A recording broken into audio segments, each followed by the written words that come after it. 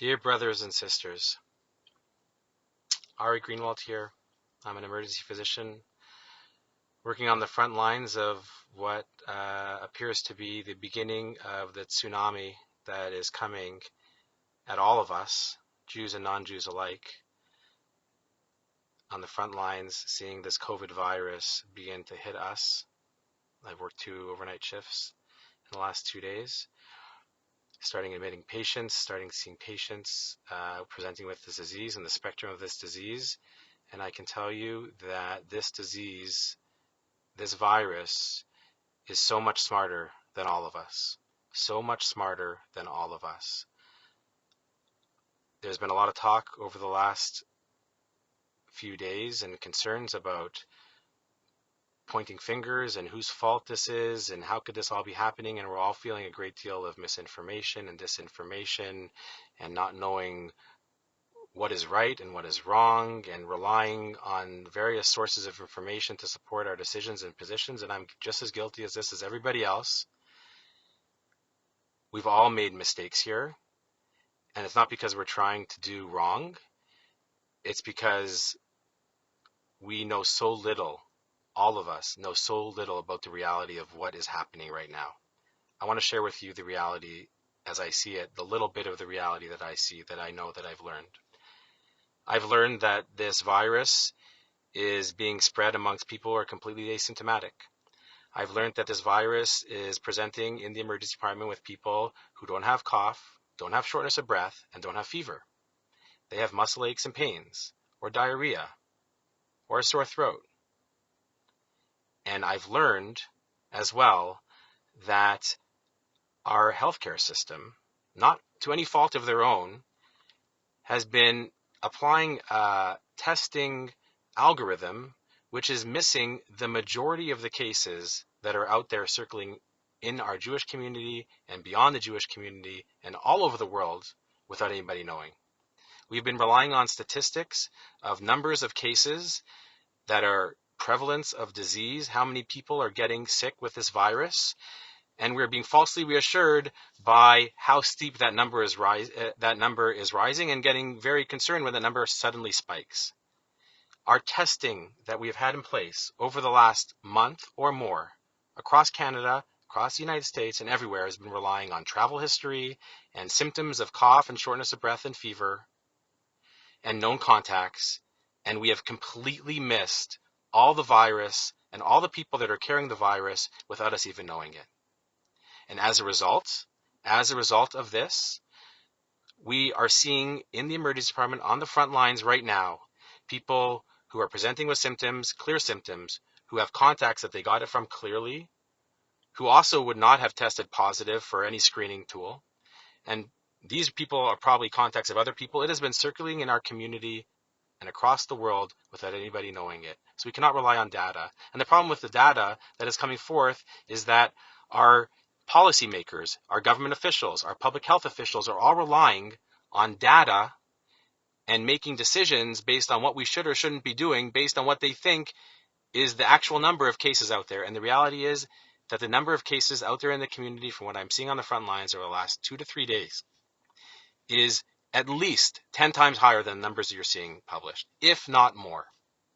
And what does this mean? That means that at current time, we all must be operating and assuming that any one of us is either a carrier and shedding the virus to others, or susceptible to getting the virus from anybody else that we see or interact with.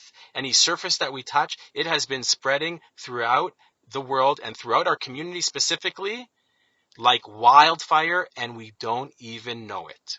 And in 2 weeks from now, we're going to realize how much it's been spreading, because all of a sudden this huge tsunami wave is going to hit the healthcare system and it's going to be completely overwhelmed.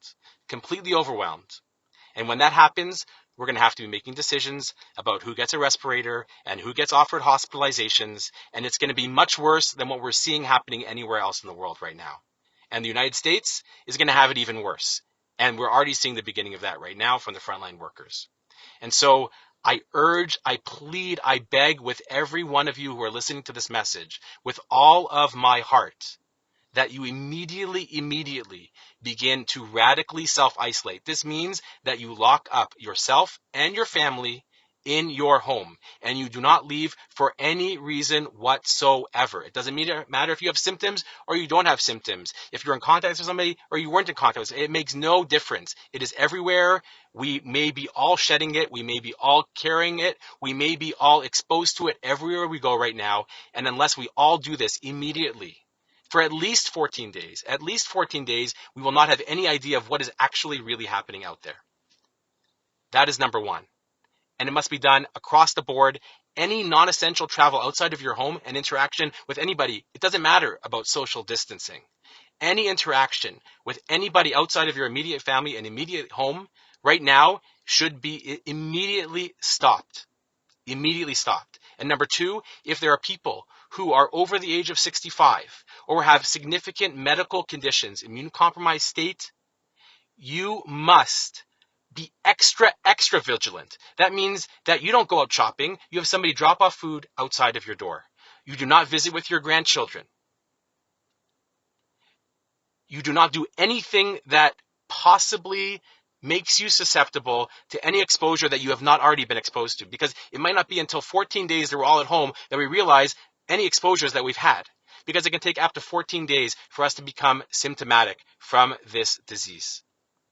And so unless I beg of you to do this, because I know that unless we start to enact this across the board, and especially within the Jewish community, which has such close ties and relies so much on physical connection, unless we begin to radically separate and self-isolate, I fear that this is going to continue to spread, and we're going to see the repercussions of this, and we're going to be dealing with very difficult decisions and having funerals in the next 2 to 4 weeks because of the decisions we make today.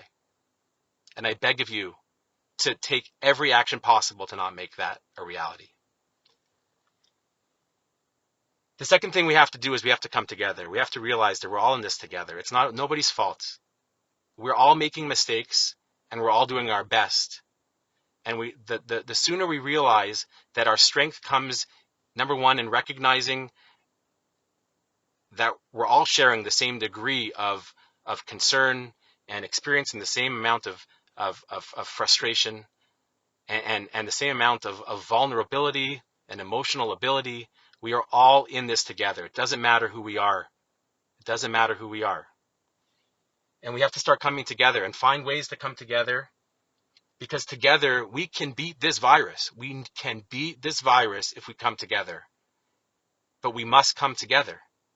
And we must start going on the offensive. We must start attacking this virus. We cannot continue to sit back and allow it to attack us when we don't even realize we're under attack. We can't go on the defensive. We have to go on the offensive.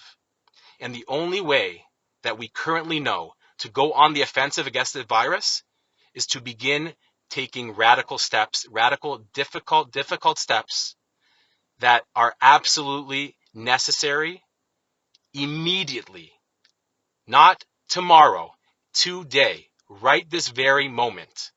Everybody should lock up their family in their home, not go out for anything non-essential, and especially anybody who is at increased risk should not go out for any reason whatsoever, unless you need to seek emergency medical attention. And then you call 911. This must be done immediately. I beg and I pray for each and every one of us. And I look forward to the greatness that we can achieve together in coming together and finding ways to continue to feel a sense of togetherness and community despite our physical distancing. Physical distancing does not mean social separation, social isolation. We can continue to be a community and socially connected in strong, very strong ways for very good reasons, for very meaningful and lofty purposes, and at the same time maintain this very essential physical distancing. I wish us all health and success in following these very difficult restraints. And I pray that in 2 to 4 weeks from now, we can look back on this time and know that we made the right decision.